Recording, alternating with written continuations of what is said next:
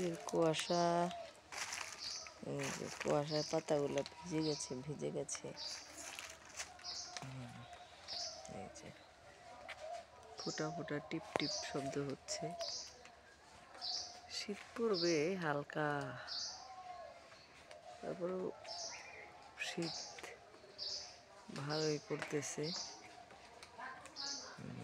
এই যে পুঁই শাক গাছে ফুল ধরে গেছে, এই যে বিচি হচ্ছে। এগুলো খাইতে অনেক মজা, কিন্তু খাবো আমি কয়েকদিন পরে, চিংড়ি মাছ দিয়ে খাবো।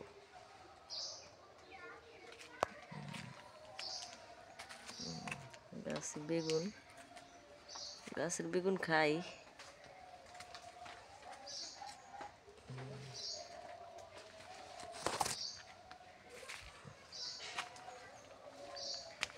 ভাবছিলাম গাছের বেগুন বিক্রি করব, তা পারতাছি না। এত কম কম বেগুন ধরলে বিক্রি করুম কেমনে?